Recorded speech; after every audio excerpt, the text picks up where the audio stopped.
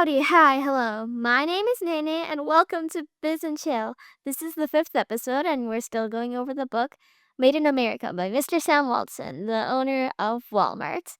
Today's chapter is called Raising a Family, and as the chapter title suggests, it's a very not very business related chapter, though there is some sprinkling of business in there, mostly what he was teaching his kids. So, without further ado, let's jump right into it. The chapter starts with Mr. Sam Walton and Mrs. Helen's plans on children. They deliberately planned for 4 children, and they all aim for them to be born before Mrs. Helen turns 30. By the time the family left Newport, Arkansas, they had 4 kids. They had Rob, John, Jim, and Alice. So 3 boys and 1 girl, and Alice was the youngest Walton. Helen chose a small town living situation to instill rural values of hard work, honesty, and thrift in the children, which are all values that are very present in Mr. Sam Walton and Mrs. Helen. If you read the book, they're very, of course, Mr. Sam Walton has shown that he's very thrifty and he works very hard. And his work is very honest. The Walton children all began working in the family store at a very young age. Specifically, one example I can recall is Miss Alice started working at the candy counter at the age of 5. This is learning by doing. It teaches kids about business, responsibility, and how money is made, so they don't go like spending it all at once. Which I think is a pretty smart thing to do, cause money, like right now, the economy is kind of bad. Bad is an understatement in all honesty. So teaching kids how to make money and understand how hard it is to make is quite a good thing to do.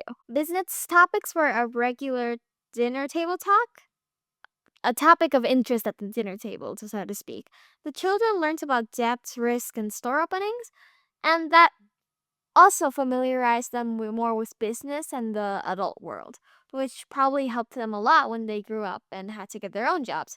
Because I feel like when you turn 18 or like when you graduate college, I feel like you're supposed to somehow have it all figured out, which I don't think is very realistic because because college isn't the real world. It's essentially school 2.0. And while you're an adult and you have more of your own responsibilities, you have more rights, it still doesn't necessarily mean you know the ins and out of the business. Sure, technically you may know, but of course experience is also a valuable factor. So teaching them from such a young age probably benefit them a lot in the long run. The family strive for togetherness. They participated in scouts, sports, church, and paper routes. Paper routes because their dad did them, I'm assuming, so he might have encouraged them to go do paper routes.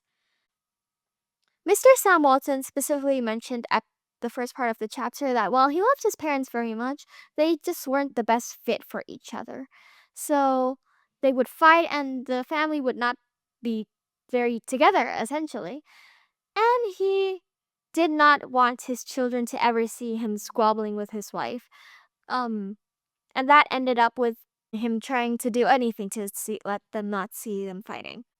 Mr. Sam tried to be at home for Friday night games, and despite his very long working hours, which is 6 days a week, and often nights would drag on as well, he would try to be home so he could spend time with his family. Work-life balance is tough.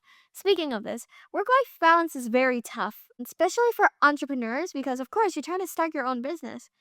But just for the everyday person, I feel like work-life balance is tough because there's all these demands all the time, and it kind of gets very dizzying. Though I do see a lot of value in trying to not work all of the time. Because if you work all the time, then you're going to be very stressed. And not only is stress bad for you personally, your health's going to decline in the long run. And you're going to be absolutely miserable because you're stressed. Your family and the people around you will actually probably suffer from that. Because when you're upset, it kind of spreads to the people around you When I'm upset, I tend to find that if I spend time with people, I it tends to make them a little bit more somber. So if you're stressed, then well, then everything is bad, essentially. Not everything like that. I mean everything as in your mental states. Your mental state might be in a rough place. Of course, there's a moderate amount of stress where it's completely healthy to have that amount of stress. But if you're working all the time, then that's not a healthy amount of stress. That's just exhausting. And you're gonna burn yourself out eventually. And when that happens, it's even worse than before because you're gonna have to take a longer break to recover. So while I've experienced this personally with schoolwork, I think it's very important to like try to have a little bit of balance in your life. Um, the family would often go on cross-country camping trips, and they always stopped to look at stores along the way because Mr. Sam Walton would insist to go look inside and see what how they did things essentially. That's more of his attitude coming out like in the last chapter again. He would stop by any store and he would look at all the things to see what they were doing better than him. And then he would go take those ideas and implement them himself. His children apparently did not enjoy this very much, mostly because they were they essentially Mr. Sam Walton said they were forced marches. Though I'm sure it provided a very good experience that they probably cherished a lot in the future. They went to Yellowstone, Mesa Verde, Grand Canyon, the East Coast. The kids would help with the chores and this decision making, which would be like voting on expenses and stuff, which I think is good. If you give kids like space to like try to like chime in and help, it makes them feel really appreciated and nice. And that's always something good to have, because it'll also teach them to speak up, which in my section of the world is something a lot of kids struggle with. And I think that it would help a lot in their professional careers in the future. Children weren't forced to join the business. So they some of them did, and others pursued outward outside ventures. So law investments, real estate, crowd dusting, sailing.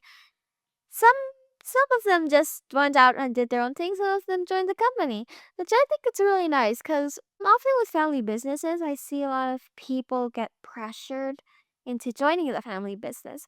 And while I think joining the family business is fine, it's a great thing. Of course, it carries on your family's legacy. But if it's not truly your passion, then I don't think anyone should join the family business.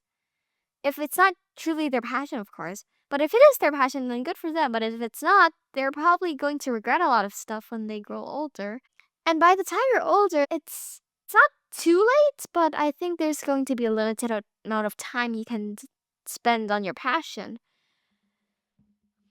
Mr. Sam insisted that all managers work Saturdays, and he modeled hard work and top down accountability.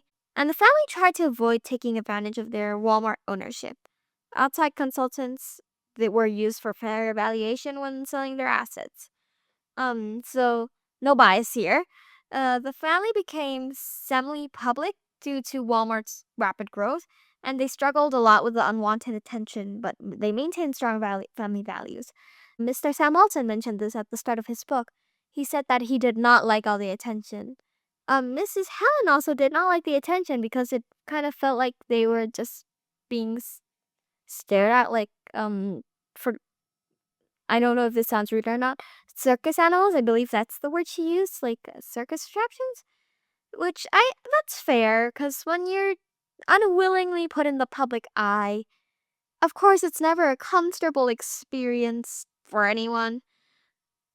And it obviously probably caused them to have a lot of discomfort. Mr. Sam worried about the future Waltons losing their work ethic due to his fortune, and he encourages them to find productive, meaningful work, whether inside or outside the business. Though he does note that he would really like to see another Walton merchant down the line somewhere. The reason I think he said this is because I think it was mentioned some point in the book that he wrote this equally as an autobiography and equally to tell the story to the future generation of Waltons. so that they don't lose their work ethic. Because work ethic is something that's obviously very important to Mr. Sam Walton, and for very good reason. It's obviously gotten him to many places, and if his wealth that was accumulated through the family business, if let's say if someone comes down along the line and just uses that wealth needlessly or unwisely, then that all that hard work is gone. And of course, they need to regenerate revenue somehow because they already have the stocks. But it's still not very wise to rely on that because companies are companies. They enter and exit the business a lot. I've heard a lot of big businesses close down, banks, whatever. And it's always a good idea to have a good work ethic. So if you're in a tough situation, then you can get out with no scars. I have to note about this chapter, I really do like it.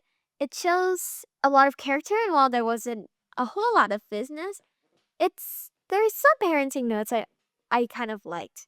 How he got his work kids to work from a very young age. It probably built a lot of work ethic. It's also probably a pretty unique experience.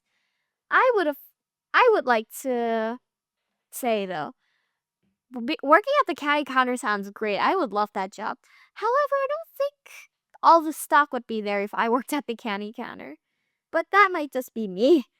The kids would often receive small allowances, and opportunities to invest in the family stores, which I think is really cool. It shows that not only are you contributing to this through your hard work, you can also make decisions, and that again, that will come in handy in the future so they can express their ideas, so and essentially this chapter emphasizes how important his family is to him. Of course, everyone's family is important to them, of course, but I think that Mr. Sam taught his family a lot of values that he held: resilience, hard work, honest work. He also just tried his best to not let them see him squabble with his wife, which I think is very, very nice. Of course, kids that grow up in that kind of environment obviously struggle, and it's never pretty or easy to witness. And Mr. Sam also said that he hated it when they would argue. So I think that making the effort to avoid something like that was very smart of him. I think to this day that the family is still very, very close, or at least that's what I've heard and what I've read, which I think is great. Every family that are very close, I think, is just very stable, and they'll probably have a good relationship from onwards.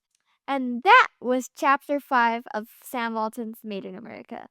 I hope you enjoyed that. There was a lot of me rambling and not a lot of story. Sorry. There was also not a lot of business, so there's also that. But I promise we'll be getting back to the business in the next chapter. So this was your host Nene, and this was Business Chill. Bye bye.